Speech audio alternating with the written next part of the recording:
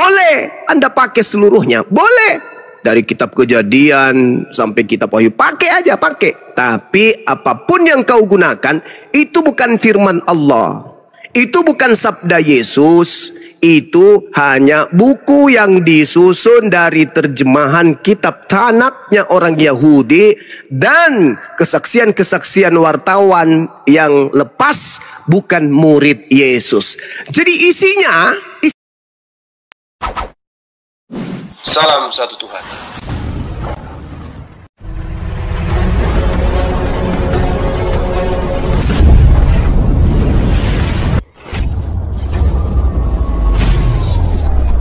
Ya, pengantar ini singkat para sahabat. Dukung semua ya sahabat-sahabat kita channel Bensa News Muslim.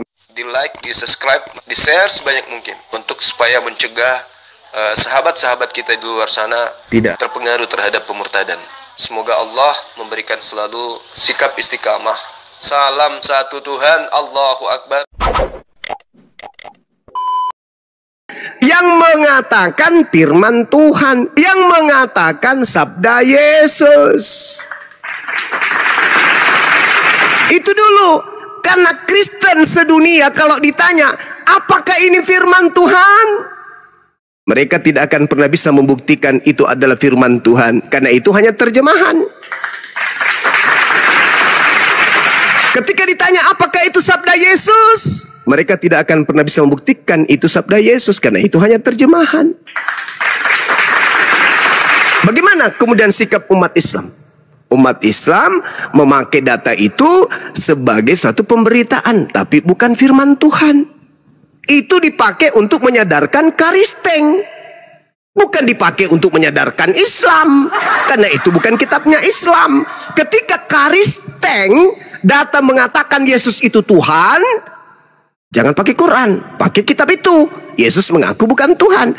Ketika Karisteng mengajarkan makan babi, jangan pakai Quran, pakai kitab itu. Kitab itu mengatakan babi itu haram. Ketika Karisteng mengajarkan masuk gereja, jangan pakai Quran, katakan pakai Bibelnya. Karena Yesus bukan masuk ke gereja, Yesus masuk ke bait suci, bait El atau baitullah, Mikdas. Ketika Karisteng mengajarkan ibadah Minggu, jangan pakai Quran, pakai Bibel. Yang diajarkan itu ibadah Sabtu, bukan Minggu.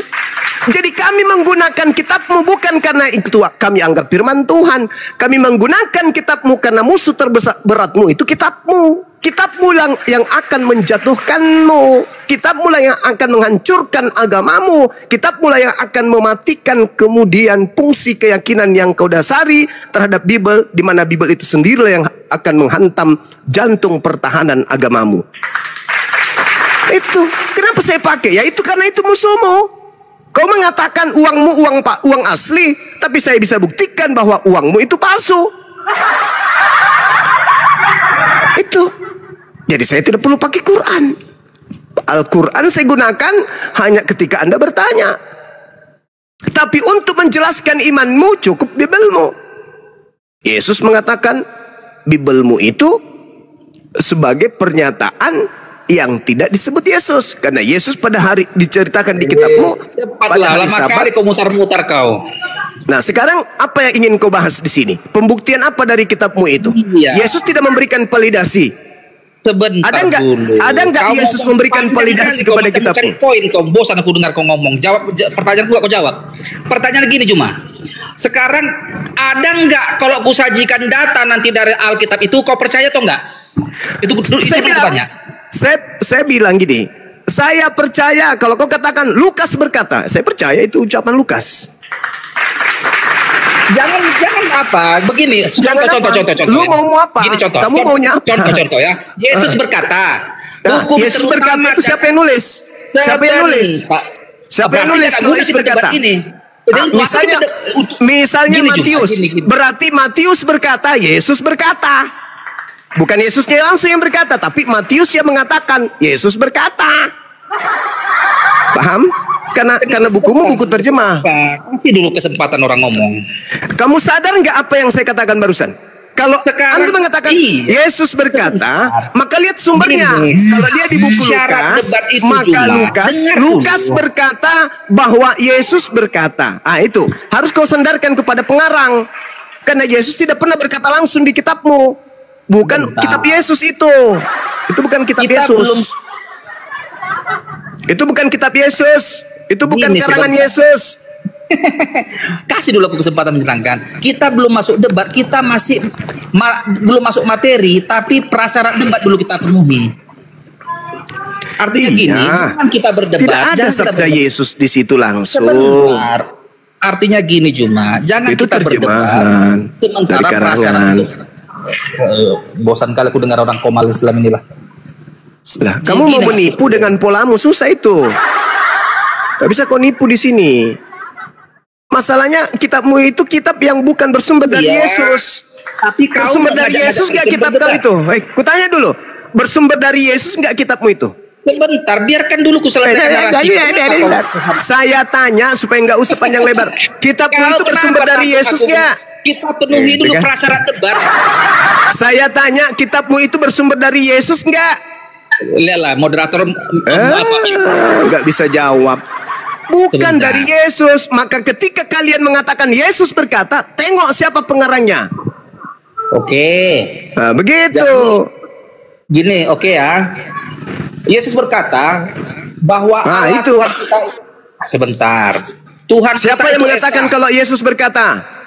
Sebentar dulu. Kau jadi nanya kau nggak enak Ya, debatnya. simple aja. Siapa yang berkata Yesus berkata? Menanglah kau Juma. Loh, apa sih orang ini? Menang kau. Menang kau.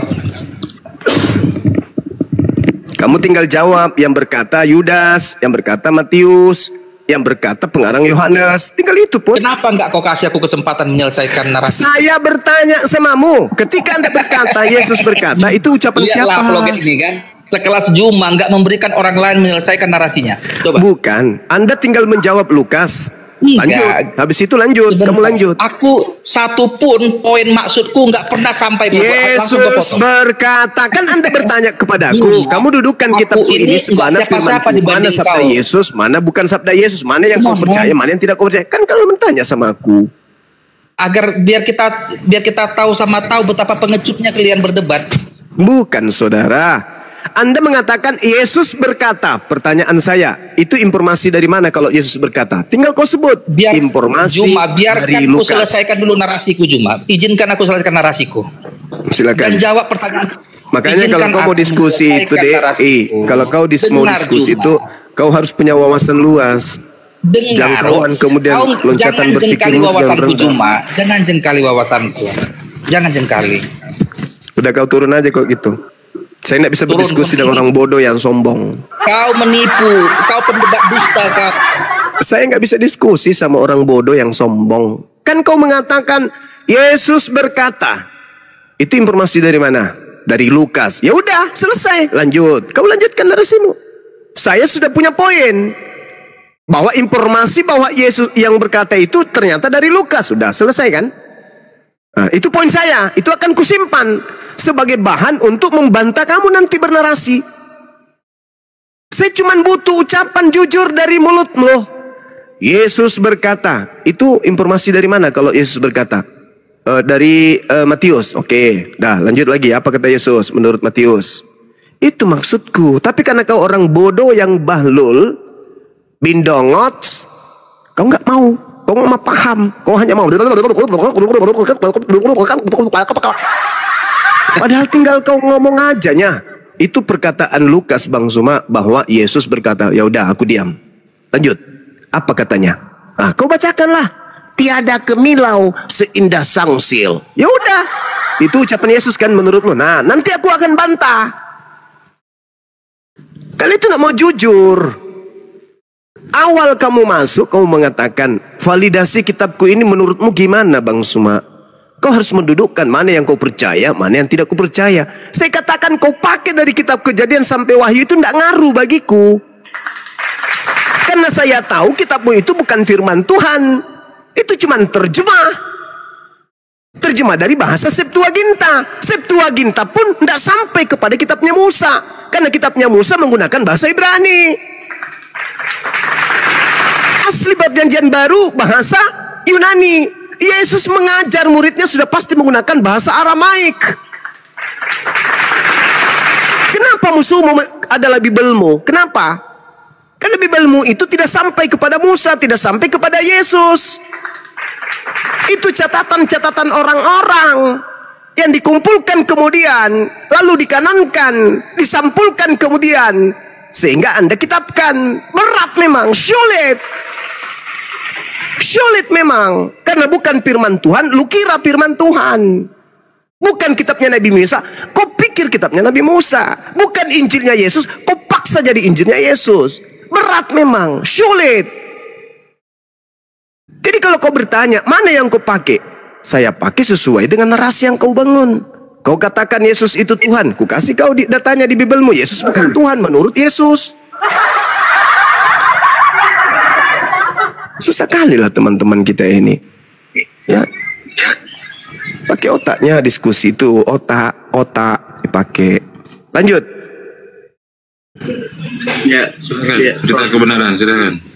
ya. Jadi temanya apa ini, Bang? Temanya apa?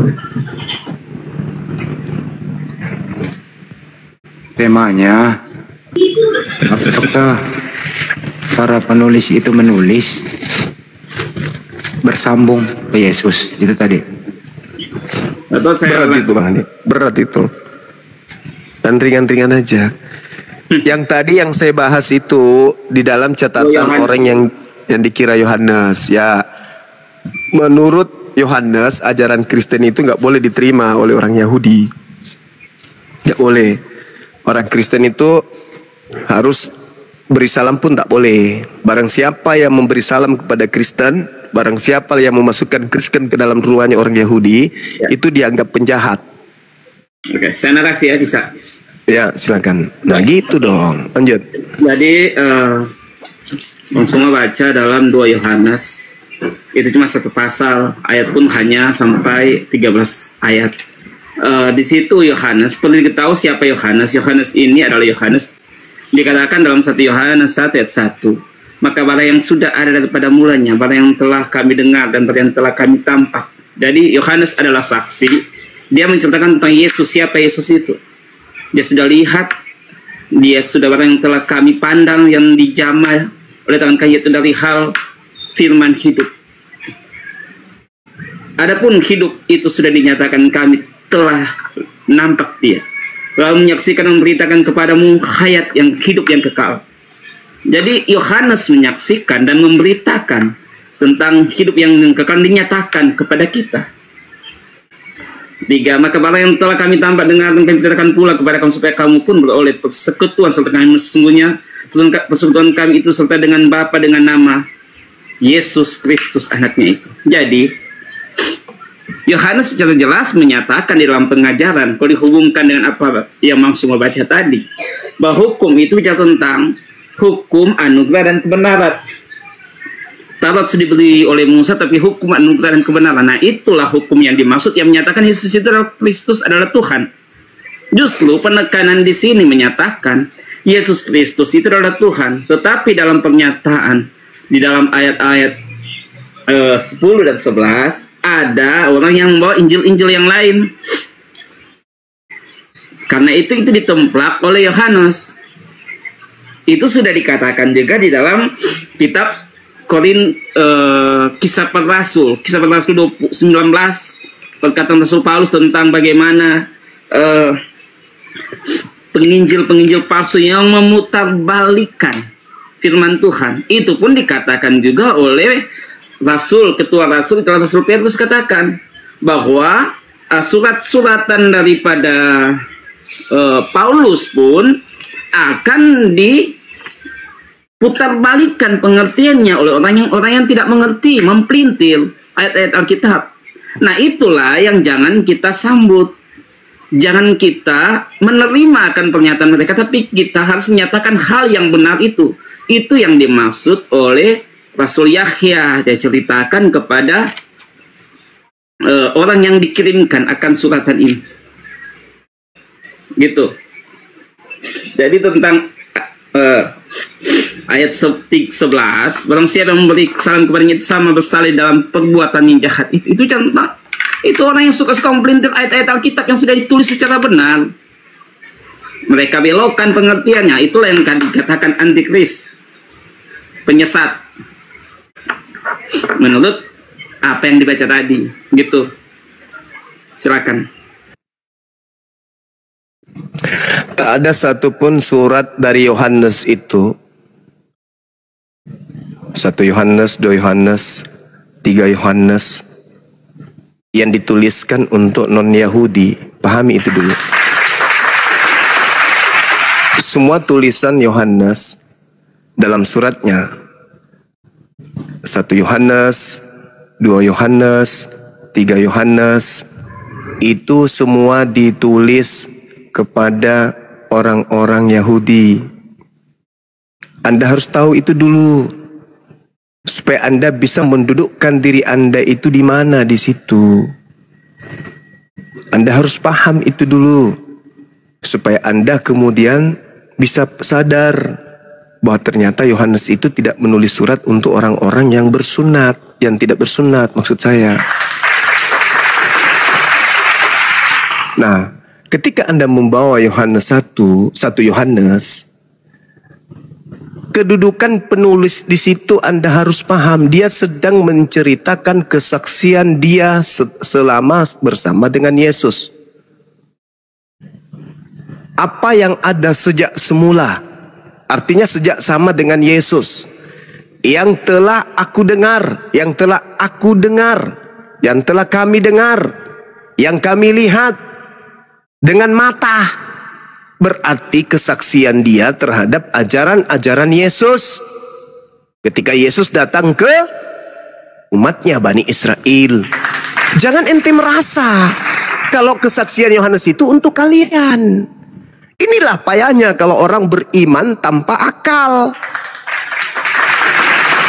Jadi Yohanes menuliskan apa yang dia lihat, apa yang dia dengar, apa yang dia raba dengan tangannya sendiri terkait Yesus. Itulah yang dia tuliskan oleh Yohanes kepada orang-orang Yahudi. Hidup itu telah dinyatakan dan kami telah melihatnya, dan sekarang kami bersaksi dan memberikan kepada kamu tentang hidup kekal yang ada bersama-sama dengan Bapa dan yang telah dinyatakan kepada kami. Nanti Yohanes itu mengakui kalau dia itu bersekutu dengan Bapa dan Yesus. Bukan burung merpati yang bersekutu, tapi Yohanes. Maka data yang selanjutnya mengatakan, apa yang aku lihat, apa yang kami lihat, apa yang kami dengarkan, dan kami beritakan kepada kamu sekalian, supaya kamu pun beroleh persekutuan dengan kami. Dan persekutuan kami adalah persekutuan dengan Bapa, dengan anaknya Yesus Kristus. Ini Yohanes menyatakan 3 di dalam 1. Bapa Tuhannya Yesus, Yesus Rasulnya Tuhan, aku umatnya Rasul Tuhan Yesus. Pakai otak. Jangan cuma imani doang, pakai otak. Jadi Yohanes ini sedang berbicara tentang keadaan yang dia lihat tentang Yesus, yang dia dengarkan tentang Yesus, yang dia raba tentang Yesus ketika dia hidup bersama dengan Yesus. Dan di dalam data yang saya sajikan kepada saudara, beliau menuliskan kalau ada orang yang datang mengajarkan ajaran yang tidak sama seperti ajaran yang aku lihat, yang aku dengar, yang aku raba kepada Yesus, jangan kau terima dia dalam rumahmu. Kristen dong. Jangan kau beri salam kepada dia. Kristen dong. Jadi Yohanes ini sedang mendikte orang-orang di kalangan dia supaya jangan menerima orang-orang najis, pemakan babi, tidak bersunat masuk ke rumahmu. Tame, orang yang haram nggak boleh kemudian masuk ke rumah ibadahnya orang Yahudi. Maka dikatakan mereka orang Kristen jangan kau terima di rumahmu. Orang Kristen jangan kau beri salam. Karena orang Kristen datang mengajarkan ajaran yang tidak sesuai yang diajarkan oleh Yesus. Yohanes mengajarkan ajaran Yesus, bukan mengajarkan ajaran Paulus. Kalian itu karena merasa ini kitabku, aku lebih paham, kitabku cerita aku. Hei, Kitab ini tidak pernah memberikan legitimasi kepada kalian, dan penulisnya pun tidak pernah memberikan legitimasi kepada kalian. Begitu juga Yesus tidak memberikan legitimasi terhadap catatan ini, dan tidak memberikan legitimasi terhadap agama Kristen. Makanya dikatakan tadi, saya baca dalil tadi dalam Al-Quranul Karim. Apa yang dibaca dalam Al-Quran? Afatatma'una ayyu'minu lakum wa qad kana fariqum minhum yasma'una kalam Allah. Itu. Jangan kau percaya, jangan kau percaya. Segolongan dari mereka membaca firman Tuhan, tapi mereka mengubahnya. Jadi saudara, sekali lagi saya katakan kepada saudara, menurut Yohanes yang membawa ajaran Yesus, yang bersekutu dengan Yesus dan juga Bapa, haram hukumnya orang Kristen masuk ke rumah orang Yahudi. Haram hukumnya orang Yahudi memberikan salam kepada orang Kristen. Itu maksud dalil 2 Yohanes 1 agar engkau paham. Kristen itu haram hukumnya diberi salam oleh orang Yahudi. Ketemu di jalan, Shalom Aleichem Kristen. Enggak, ludah yang kau dikasih, ludah. Ludah yang kau dikasih. Haram hukumnya. Apalagi menerima orang Kristen di dalam rumah. Kenapa? Orang Islam dan orang Yahudi itu adalah orang yang menjaga kesucian. Kesucian benda-benda yang ada agar tidak tersentuh oleh najis. Kesucian tempat mereka agar tidak tersentuh oleh tamek. Paham di situ? Mereka kemudian diharamkan memasukkan orang-orang yang tidak bersunat ke tempat-tempat suci mereka. Baca Yehezkiel. Baca Yehezkiel. Yehezkiel berapa? Yehezkiel 44 nomor 6, 7, 8, 9. Baca Yesaya. Yesaya berapa? Yesaya 52. Haram hukumnya kemudian orang Kristen masuk ke tempat ibadahnya orang Yahudi. Haram hukumnya orang Kristen kemudian bahkan dalam kitab Wahyu diharamkan orang Kristen itu masuk ke dalam surga. Jadi nggak ada jalan. Engkau mau mengatakan, saya salah tafsir. Tidak. Yohanes, murid Yesus, sedang mengajar tentang ajaran Bapa yang diajarkan anaknya Yesus, di mana Yohanes sebagai murid bersekutu. Kenapa dikatakan bersekutu? Karena Yohanes menuliskan kesaksian yang dia dengar dan yang dia lihat. Sampai sini paham ya? Silakan Anda tanggapi. Iya. Kitab Yohanes ditulis kepada orang yang Yahudi saja. Itu pernyataan Bang Sumar. Perlu Bang Sumar ketahui, kitab Yohanes itu ditulis dalam bahasa Yunani Koine. Pertama kepada seorang yang namanya Gaius. Dan dia sebenarnya kalau kita melihat latar belakangnya siapa dia, silakan Bang Sumar pelajari siapa dia. Jadi Google pernyataan Bang Sumar yang menyatakan bahwa itu ditulis kepada orang Yahudi. Sedangkan pelayanan pada waktu itu Yohanes itu sudah berada di Efesus. Gitu ya Bang. Mungkin Bang Sumar yang nggak ngerti, nggak sampai situlah pasti nggak ngerti bahwa Yohanes itu bukan di Yerusalem. Akhirnya dia berada pelayanannya di Efesus, kota Efesus. Itu kesalahan pertama Bang Sumar. Dan yang kedua, pernyataan Yohanes ini di dalam Yohanes pasal 1 ayat 1. Bang Sumar mungkin nggak baca dengan teliti, mengatakan bahwa dia menyaksikan, dia mengatakan tentang Yesus, itu dikatakan tentang Yesus. Awal dikatakan apa ya Bang Sumar? Firman hidup. Coba dibaca dengan teliti. Berapa kali dikatakan itu firman hidup? Karena Yohanes pula yang menuliskan pada awal pertama adalah firman, Yohanes 1 ayat 1. Firman bersama Allah, dan firman juga itu adalah Allah, dan firman telah menjadi manusia. Itu pernyataan Yohanes. Yohanes mengerti betul tentang Yesus. Dia adalah firman yang hidup, bukan firman yang tertulis, tapi murid-murid lain. Sehingga dikatakan, kami menyaksikan, kami telah raba, kami telah nampak, kami lihat semua perbuatannya, itu yang kami saksikan, kami tuliskan. Kalau dalam kepercayaan iman kami sebagai Kristen, kitab itu Bang Sumar, itu bukan sebuah kitab yang jatuh dari langit, tetapi pemahaman tentang firman Allah, bahwa firman Allah itu ada faedahnya, yaitu apa? Dia memberikan pelajaran. Berbeda lagi, pelajaran, menyatakan yang salah, membaiki yang rusak, memberitahukan, mengajarkan jalan yang benar. Itulah iman kami, itulah kitab kami yang mengajar. Nah, lagi kecil-kecil sudah mengenal yang kudus, memberi pelajaran, mendatangkan selamat. Itu Alkitab kami. Dan secara sempurna, Alkitab kami dari Kejadian sampai Wahyu sudah menunjukkan pada saat kalau kita mempelajari dengan kesungguh-sungguhan, kita dapat mengerti ternyata itulah jalan kebenarannya. Tapi kalau mau cari kesalahan, ya pastilah mungkin akan menemukan. Tetapi kalau kita menyelidiki ternyata kita mengetahui orang yang mempelintir, memutarbalikkan ayat firman Tuhan dapat diketahui bagi orang yang mempelajari. Karena itu lagi sebagai orang Kristen pelajari baik-baik akan kitab kita, agar supaya kalau kita berhadapan dengan orang-orang yang suka menyesatkan tentang ayat-ayat, kita bisa menghadapinya, kita bisa menunjukkan tentang yang sebenarnya seperti itu. Jadi Bang Suma tidak bisa menempik pernyataan Yohanes bahwa dia melihat Yesus yang adalah firman-Nya hidup. Dia katakan juga, Yohanes yang menyatakan bahwa hukum adalah hukum anugerah dan kebenaran, bukan lagi hukum Taurat yang dimaksud. Tetapi sekali lagi saya tekankan, siapa yang tidak diterima ini, itulah pengajar-pengajar palsu, pengajar sesat. Banyak dukungan-dukungan ayat yang mendukung, yang melengkapi, menyatakan tentang hal ini, bahwa siapa yang dimaksud jangan diterima. Mereka yang mutarbalikkan firman hak hidup ini.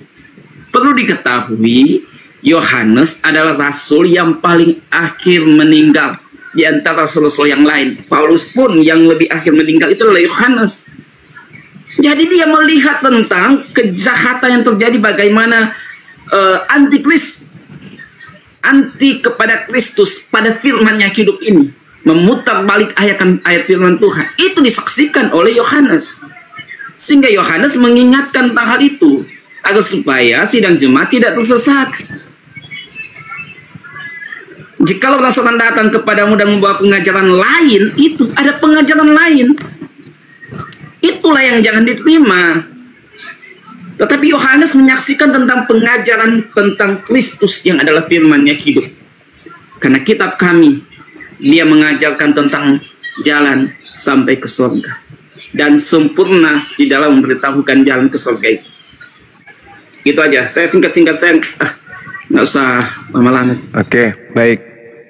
Jadi satu hal yang perlu saudara pahami di sini, yaitu kecakapan di dalam menelaah narasi sebuah buku, agar supaya Anda bisa kemudian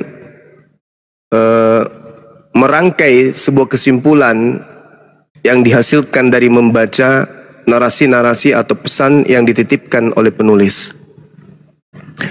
Di buku yang Anda katakan buku Yohanes itu tidak ada ucapan bahwa itu adalah tulisan Yohanes. Saya kenapa menggiring Anda ke sana? Karena penulisnya mengatakan apa yang ada sejak semula yang telah kami dengar, yang telah kami lihat. Berarti saksi hidup ini. Ini Yohanes. Karena kebetulan bukunya tertulis Yohanes, meskipun tak ada keterangan bahwa buku Yohanes 1 Yohanes ini adalah tulisan Yohanes murid Yesus. Ingat itu. Kalau Anda lihat di dalam 2 Yohanes 1, dia hanya mengaku sebagai penatua. Dia tidak mengaku sebagai Yohanes. Yang ingin saya katakan kepada saudara, buku atau penulis ini menceritakan tentang kebiasaan orang Yahudi yang hidup di Asia Kecil. Itu yang perlu Anda pahami. Adanya kemudian pengajaran dari penulis yang mempermasalahkan peperangan melawan bidat. Orang-orang yang mengajarkan sesuatu di luar ajaran Yesus yang mereka saksikan. Adakah dia menyaksikan Yesus makan babi? Tidak. Adakah Yesus dia saksikan menyuruh orang tidak bersunat? Tidak. Adakah di antara mereka yang menyaksikan Yesus mengajarkan kalau dirinya itu bukan manusia? Tidak. Sedangkan cakupan dari surat oknum yang tadinya mengaku sebagai saksi dan gereja-gereja pertama kali mengajarkan bahwa itu adalah ajaran Yohanes, itu tidak terbukti.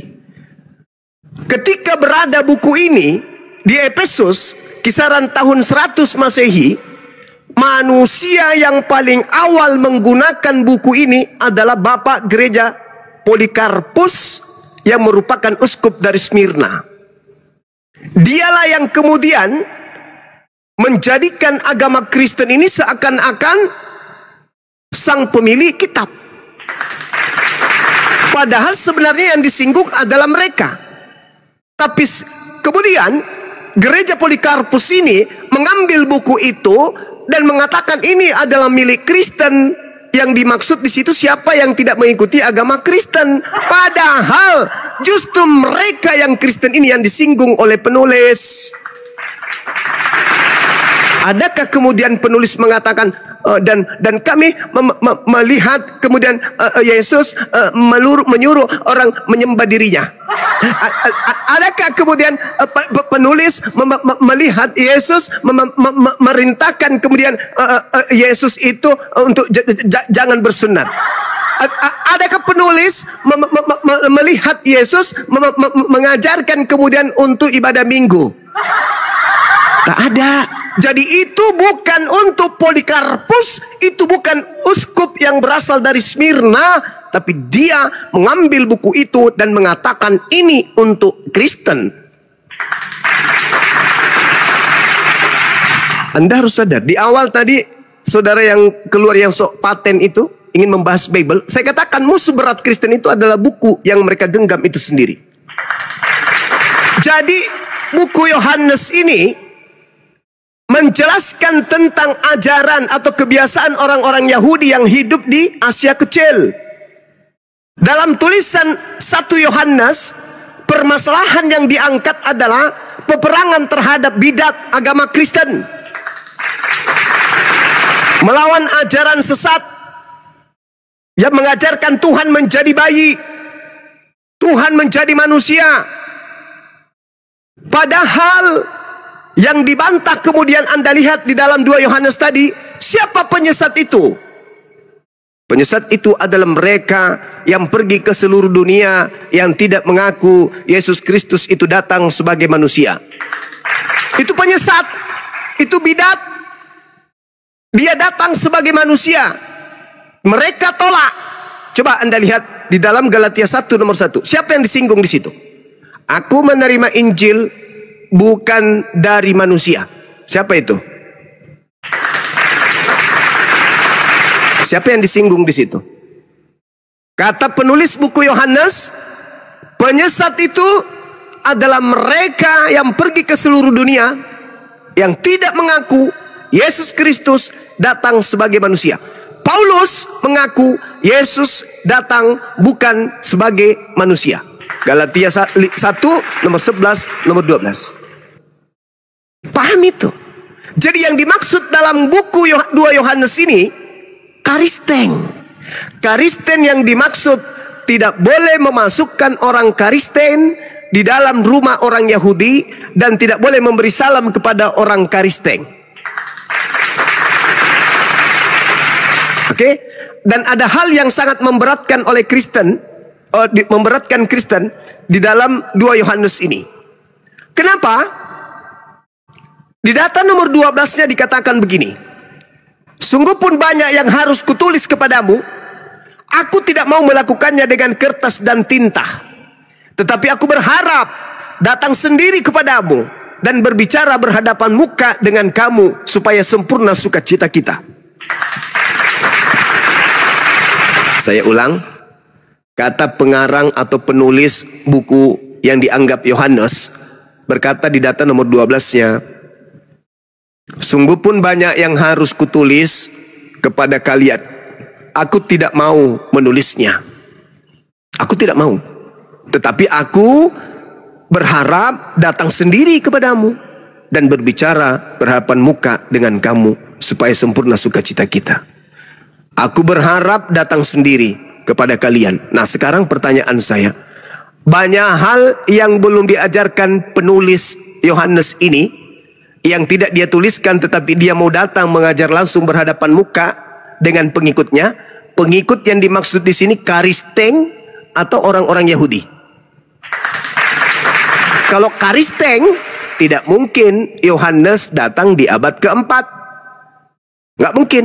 Berarti yang dimaksud penulis memang tujuannya adalah orang-orang Yahudi pengikut Yesus aja. Tolong sadari itu. Jadi saudaraku, sekali lagi saya katakan kepada saudara, 2 Yohanes 1 dari data 1 sampai data 13 itu seruan untuk orang-orang Yahudi untuk jangan memasukkan orang Kristen ke dalam rumah mereka dan jangan beri salam kepada orang Kristen. Demikian.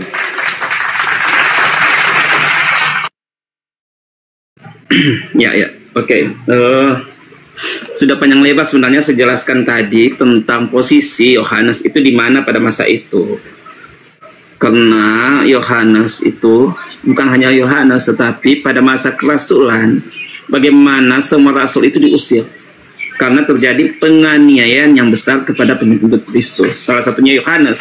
Di situ di dalam 2 Yohanes 2 Yohanes itu dikatakan ketua, itu bicara tentang dia sebagai ketua, sebagai pemimpin. Dia menyatakan dirinya. Presbiteros namanya, ketua. Jadi dia menyatakan dia juga adalah ketua segala satu. Di antara ketiga rasul, dia adalah salah satu adalah ketua rasul. Tapi ketua rasul yang sebenarnya adalah Rasul Petrus. Tapi tua-tua itu salah satunya dia. Kenapa? Karena usianya juga pada waktu dia penulisan ini kan usia yang sudah sangat lanjut. Karena dia adalah rasul yang akhirnya menjadi rasul yang tertua meninggal. Ya itu. Dan saya sudah katakan tentang siapa Yohanes ini. Yohanes ini kalau kita melihat setiap suratannya benar-benar dia menyatakan Yesus itu adalah Tuhan. Yohanes 1 ayat 1. Yohanes 1 ayat 14, karena itu dia katakan di dalam penulisannya 1 Yohanes 1. Dia katakan, saya ulang-ulang baca lagi agak mungkin kurang paham pada saat saya baca tadi, sehingga selalu diulang-ulang, saya ulangi lagi baca. Ayatnya bunyinya gini. Apa yang telah ada sejak semula, yang telah kami dengar, yang telah kami lihat dengan mata kami, yang telah kami saksikan, yang telah kami rabah dengan tangan kami, tentang firman hidup. Itulah yang kami tuliskan kepada kamu. Hidup itu telah dinyatakan. Dan kami telah melihat, dan sekarang kami bersaksi dan memberitakan. Itu yang diberitakan tentang Yesus, yang adalah firman yang hidup. Firman yang menjadi manusia. Siapa yang membawa pengajaran lain daripada itu, itulah penyesat. Karena saya sudah memberitakan kepada kamu, apa yang telah kami lihat dan yang telah kami dengar itu kami beritakan. Itu yang diberitakan tentang firman yang hidup. Jadi dalam 2 Yohanes itu bukan kepada Kristen justru. Karena itu bicara tentang iman Kristen yang mengerti bahwa Yesus Kristus adalah firman hayat, firman hidup, firman yang menjadi manusia. Dan itu yang disaksikan, itu yang diberitakan oleh Yohanes dan rasul-rasul yang lain. Tetapi banyak penyesat-penyesat yang memutarbalikkan, mempelintir ayat-ayat seenak udahnya aja padahal nggak ngerti. Nah itulah yang ditekankan oleh Yohanes, bahwa jangan menerima mereka datang ke rumahmu, jangan sehati sepikir dengan mereka, tapi beritakan kebenaran firman Tuhan yang sesungguhnya. Jadi tulisan-tulisan ini itu awalnya kepada justru sidang jemaat Efesus, kemudian dikirimkan ke sidang jemaat yang ada Yahudi dan ke lain-lain tempat, ke 7 sidang jemaat yang ada. Contohnya dalam kitab Wahyu. Wahyu itu ditulis oleh Yohanes pula, ditunjukkan kepada 7 sidang. Jadi bukan hanya kepada orang Yahudi, Bang. Dan kalau kita melihat akan tulisan Yohanes adalah tulisan yang penemuan papirus tertua P66. Itu penemuan tertua yang sangat dekat dengan waktu kejadian, hanya berjarak puluhan tahun. Jadi kurang apa lagi firman Tuhan kami? Kenapa? Ada saksi. Bahkan tentang kitab Injil ditulis oleh 4 saksi yang saling melengkapi, saling menguatkan tentang kejadian yang ada. Sejarah, penulisan sejarah, penemuan-penemuan yang ada menuliskan, menyaksikan, oh benar ternyata memang Yesus itu ada, disalib.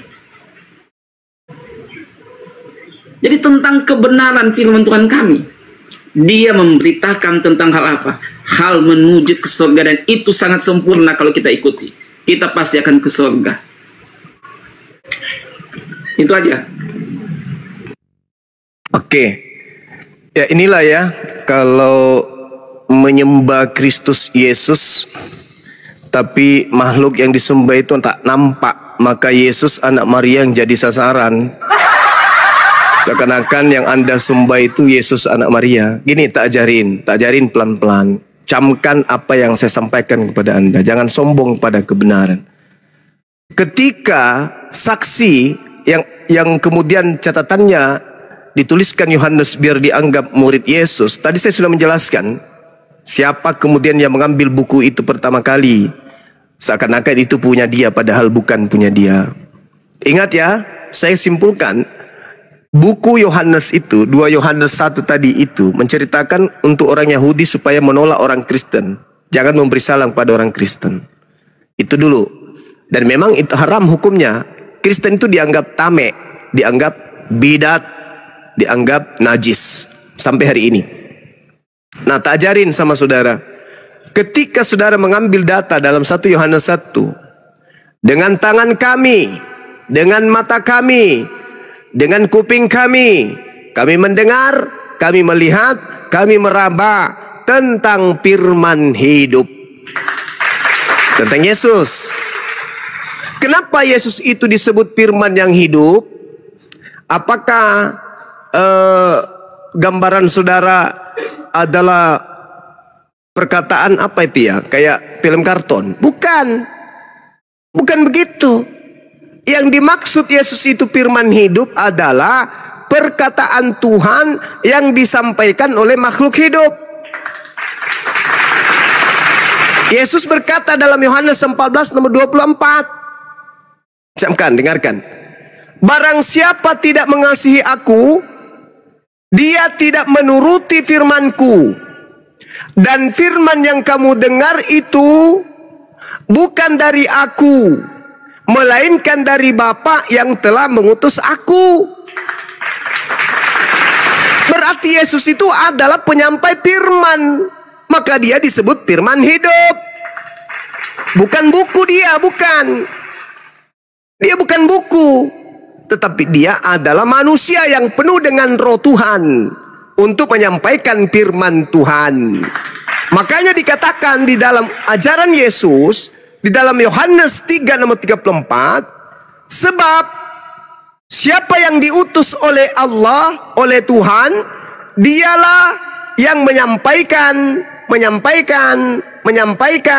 firman Allah, firman Tuhan.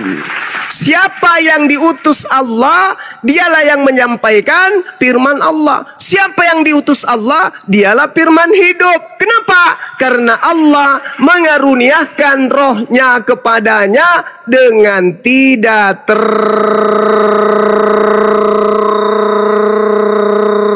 terbatas.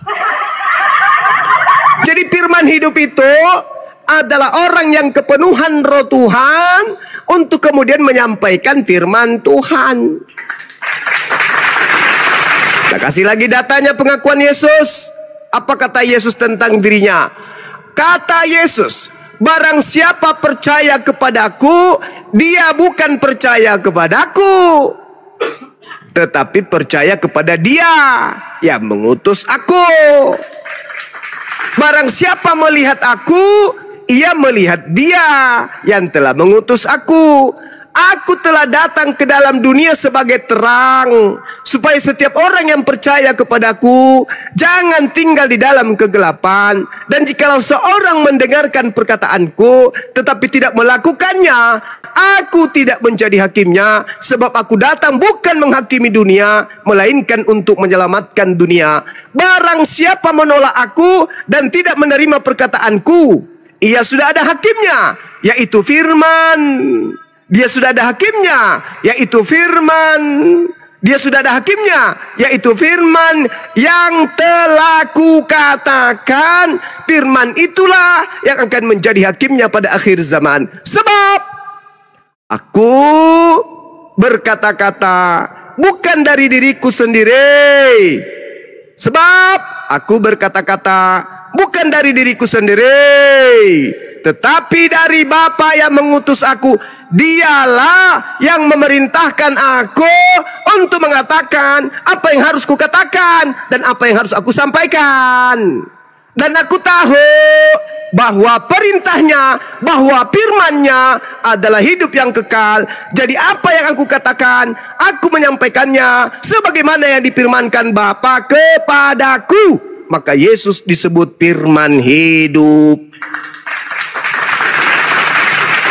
Jangan kau pelintir itu, deh.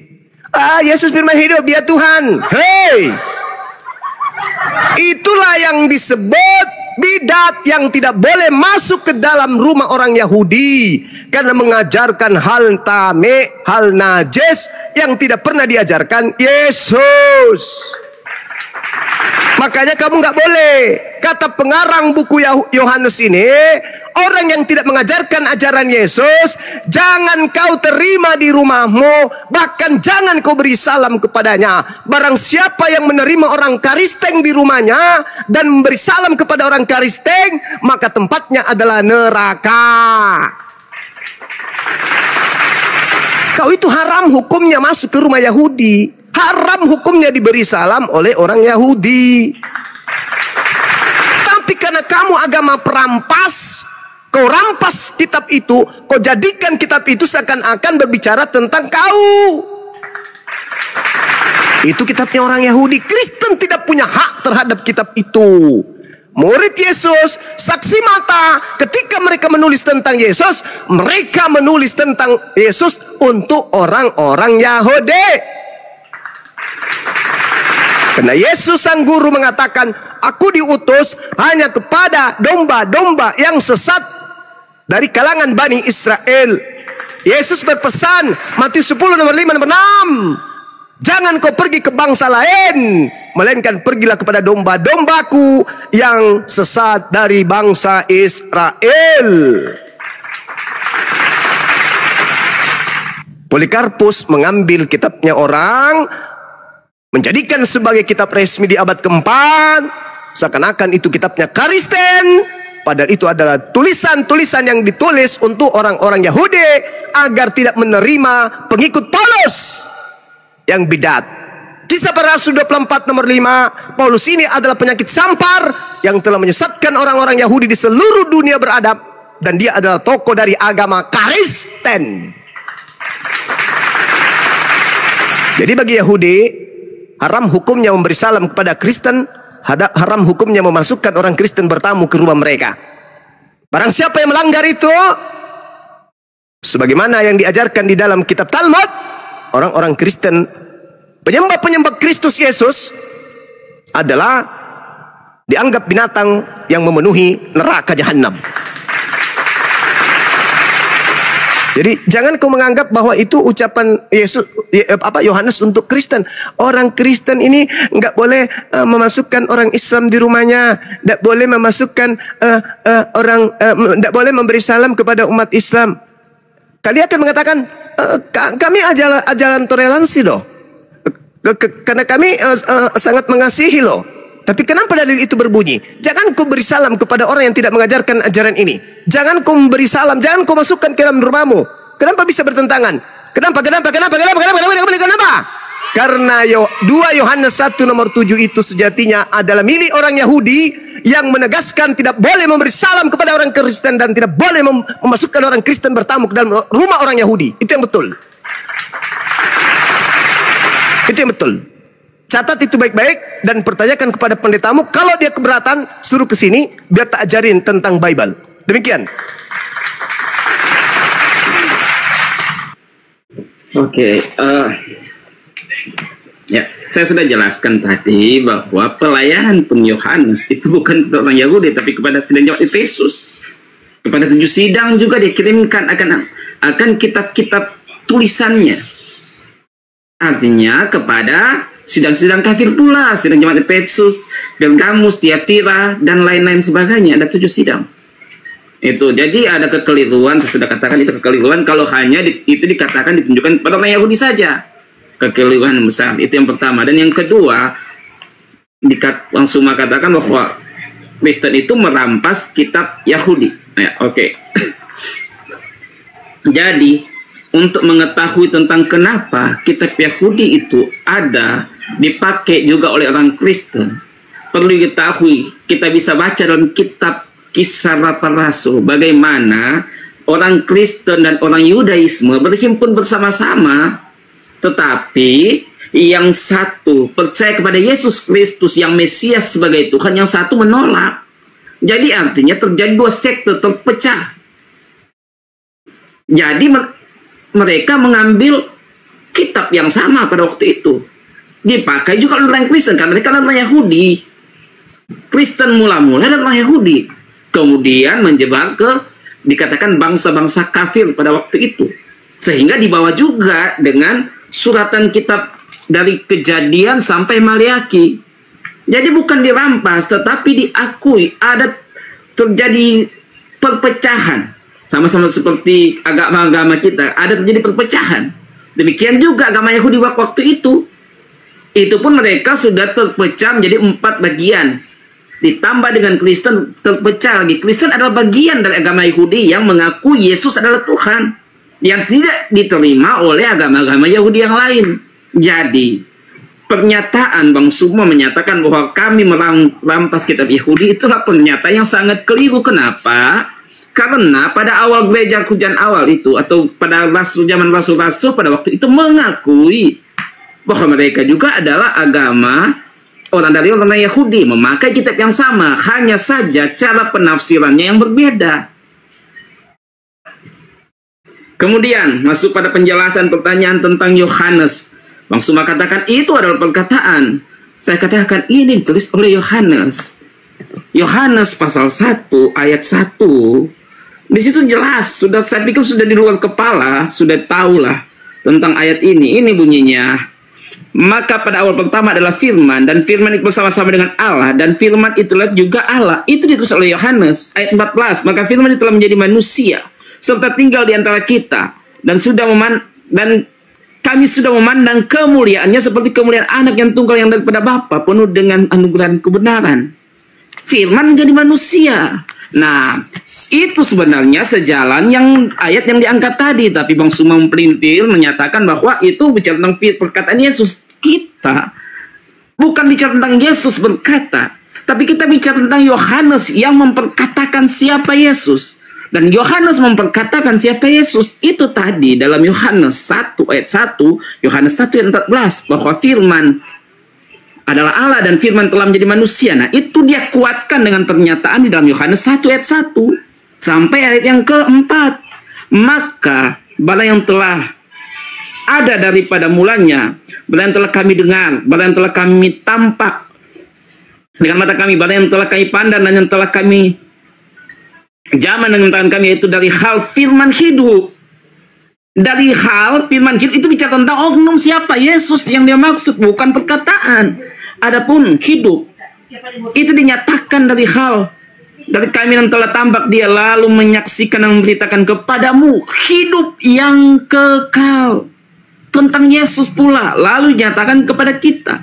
Maka bala yang telah kami tampak dan dengar, kami beritakan pula kepada kamu. Itu diberitakan tentang Yesus sebagai firman yang hidup. Berhubungan juga dengan Yohanes ayat 1. Ini ayat rujukannya, Yohanes ayat 1, Yohanes ayat 14.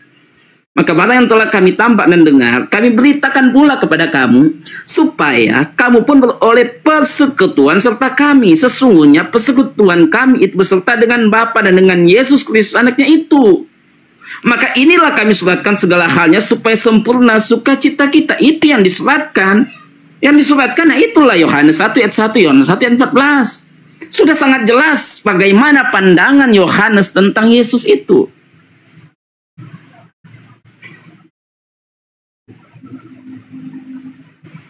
Sehingga dikatakan ayat 7 dikatakan, dan darah anaknya yang itu menyucikan kita daripada segala dosa. Ayat 7, tapi jikalau kita berjalan di dalam terang sebagaimana ia di dalam terang, maka bersekutu kita dengan seorang, dan darah Yesus anaknya itu menyucikan kita daripada segala dosa. Itu dia sampai bicara tentang pengorbanan Yesus, bicara tentang penyucian.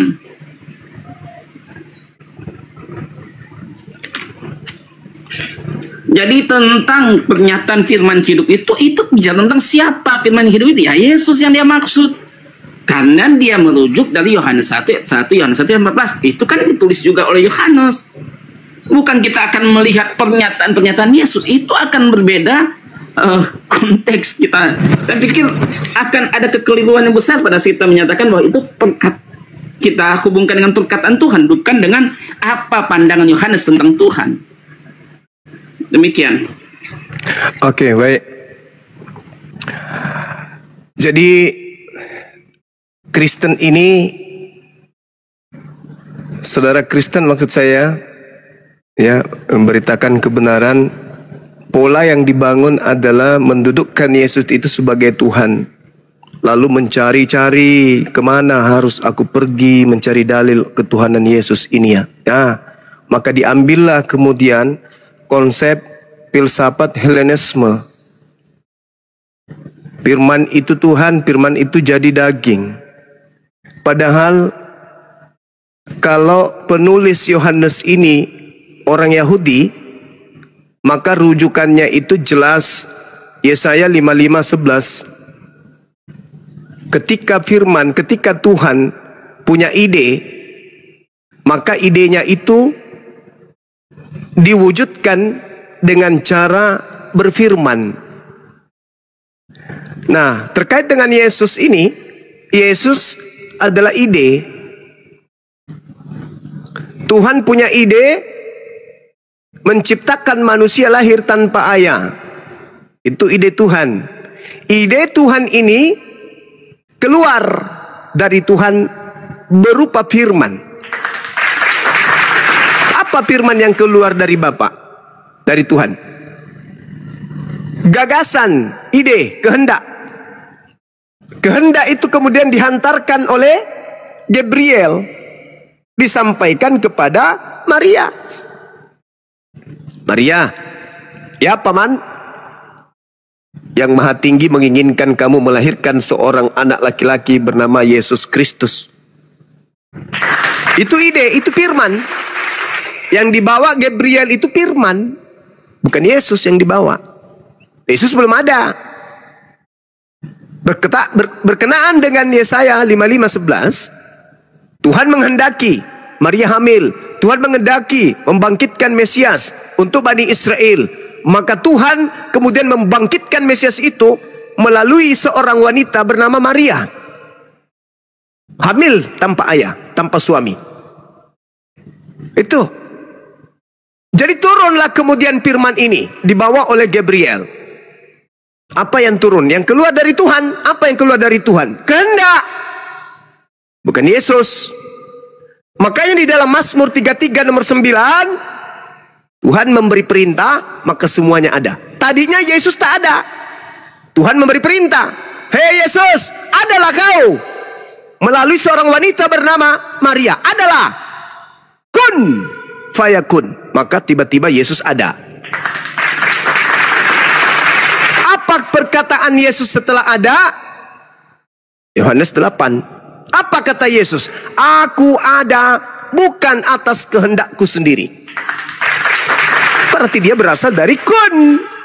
Dari perkataan, dari firman.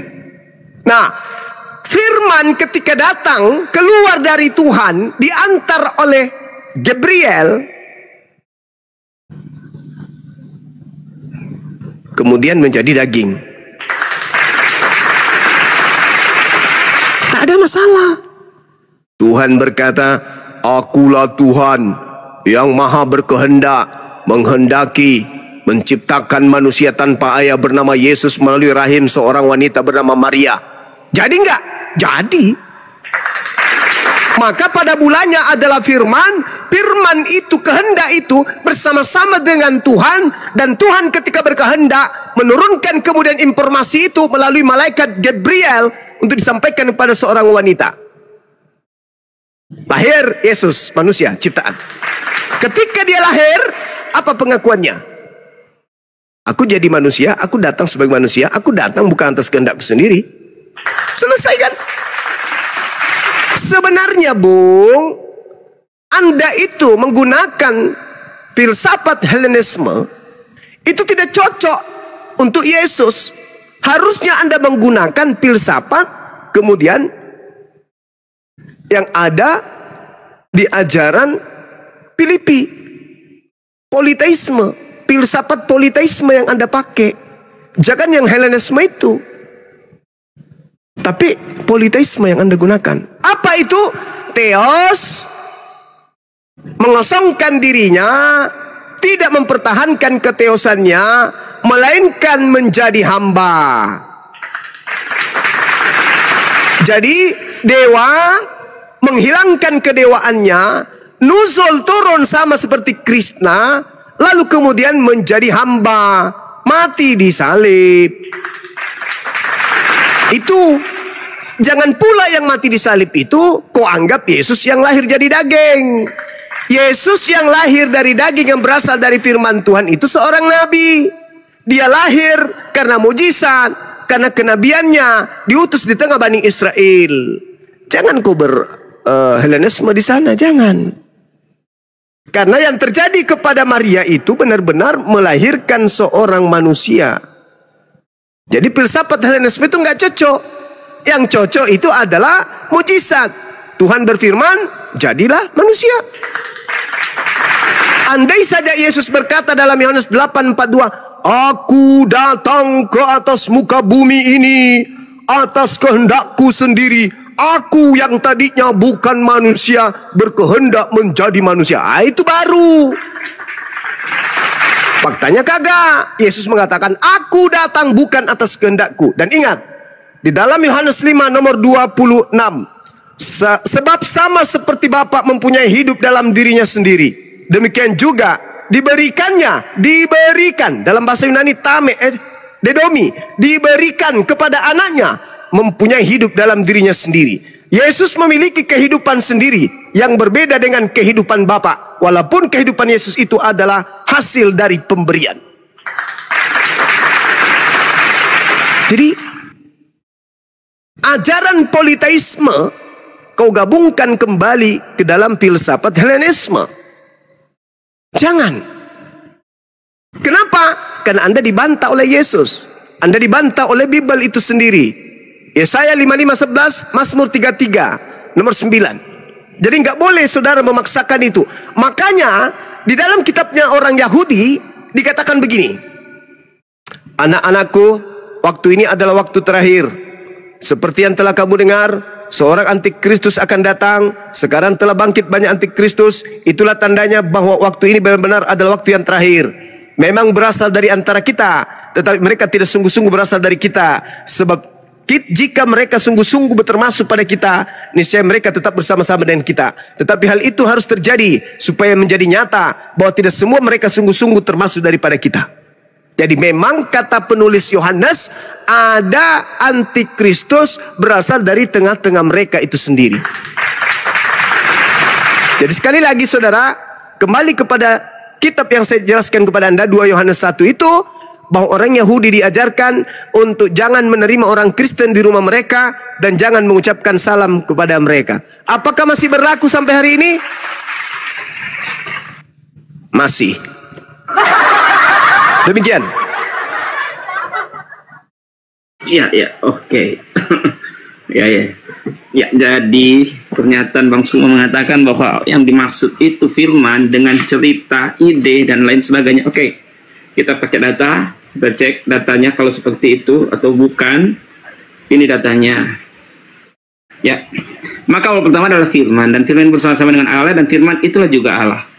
adalah ia mulanya berserta dengan Allah. Segala sesuatu dijadikannya olehnya, maka jikalau tidak ada ia, tiada juga sesuatu yang telah jadi. Di dalamnya itu ada hidup, dan hidup itulah terang dunia. Maka terang itu percaya di dalam gelap, maka gelap itu sadar. Ya, loncat aja kita karena supaya cepat. Maka adalah seorang yang disuruh oleh Allah, namanya Yohanes. Ialah datang memberi kesaksian, hendak menyaksikan hal terang itu supaya sekian orang percaya oleh sebab dia. Maka ia sendiri bukan terang itu, tapi melainkan hendak menyaksikan hal terang itu. Maka terang yang sebenarnya itu yaitu yang menerangi tiap-tiap orang turun ke dalam dunia. Jadi maka terang yang sebenarnya itu yaitu yang menerangi tiap-tiap orang turun ke dalam dunia. Ia telah ada dalam dunia, dan dunia dijadikannya, tetapi dunia ini tiada mengenal dia. Maka datanglah ia kepada miliknya sendiri, dan orang yang dimilikinya itu pun tiada menerima dia. Karena itu sehingga mereka menyalibkan dia. Jadi maka datanglah ia. Jadi ternyata bukan hanya bicara tentang perkataan, ide yang dikatakan kemudian hamilah, tetapi secara tentang firman, benar-benar bicara tentang firman itulah Allah yang datang. Karena itu maka datanglah ia kepada miliknya sendiri. Firman itu yang datang. Jelas. Kalau Yohanes menyaksikan, jelas dia katakan tentang itu. Karena itu dalam ayat-ayat selanjutnya, maka firman telah menjadi manusia. Firman yang menjadi manusia, bukan difirmankan baru menjadi manusia. Karena itu datanglah ia kepada miliknya. Karena itu dalam ayat 18 dibunyinya gini. Maka Allah belum pernah dilihat oleh seorang jua pun, tetapi anak yang tunggal yang di atas pangku Bapa, ialah yang sudah menyatakan dia. Karena ayat 17, karena Taurat sudah diberi oleh Musa, tapi anugerah dan kebenaran sudah didatangkan oleh siapa? Yesus Kristus. Jadi itu bukan hanya sekedar Tuhan berfirman kemudian hamil dibawa oleh seperti cerita tadi. Itu tidak seperti itu ternyata menurut ayat Alkitab. Jadi ayat Alkitab yang menyatakan hal di luar apa yang dikatakan oleh firman Tuhan, itulah penyesat, itulah antikris. Tetapi pernyataan tentang kebenaran harus dinyatakan. Yesus Kristus itulah dia dinyatakan. Dia, maka datanglah ia kepada miliknya. Dia datang. Cukup ya. Ya, silakan. Ntar dulu izin Banyumas, setengah menit. Buka halaman pertama dulu, bro. Halaman pertama. Bro, ya. Yang huruf gede. Yang baca. Jangan langsung ke atasnya. Nah, itu apa? Coba baca. Kitab. Bukan itu, bukan. Kitab, Injil, karangan Yahya. Jadi yang Anda baca adalah karangan, bukan firman Tuhan. Makasih, lanjut baca, Pak. Oke, baik. Ya, jadi gini, saudara. Saya jelaskan ya. Saya jelaskan kepada saudara. Tapi bang, iya. Izin dulu. Saya mau turun dulu karena udah jam gini saya ada kesibukan. Makasih atas diskusinya. Oke, silakan. Makasih. Ya, Bang, sebelum turun baca dulu. Kau yang baca, Bang. Sebelum turun kau baca dulu perikopnya. Surat Yohanes yang bukan pertama. Itu, woi. Bukan itu. Ini kan kitab saya. Bukan itu. Baca yang mana? Bukan itu yang kau baca tadi. Ini kitab saya. Yang kau baca tadi itu loh. Kasih ya. Dibaca yang kau baca yang tadi. ada Yahyanya itu. Woi, yang ada Yahyanya. Kabur dia. Kena dia baju. Hei, karangan. Ketahuan. Kata Yahyanya gede banget Bang Andi. Jadi Assalamualaikum warahmatullahi wabarakatuh. Waalaikumsalam warahmatullahi wabarakatuh. Jadi di dalam kitab Yohanes itu, Yohanes 1 memang nanti di data nomor 38 baru muncul ungkapan Yesus. Jadi dari data 1 sampai 37 itu adalah karangan penulis. Ya, nanti di data nomor 38-nya baru dimunculkan sabda Yesusnya. Nah, sekarang kita coba kaji yang tadi yang diterangkan itu. Firman itu telah menjadi daging. Ya. Memang harus jadi apa kalau Tuhan menghendaki kemudian Maria melahirkan manusia? Ya, jadi daging lah. Tuhan menghendaki Maria melahirkan seorang manusia. Jadi apa anaknya? Jadi triplex. Ya jadi daging. Jadi tidak ada masalah sebenarnya. Mereka hanya terjebak kemudian di filsafat Helenisme. Menganggap bahwa apa yang keluar dari Tuhan itu adalah Tuhan. Dengan kata lain, apa yang keluar dari dirinya itu adalah dirinya. Jadi kalau dia buang air, yang keluar dari anusnya itu adalah dirinya. Itu Helenisme itu.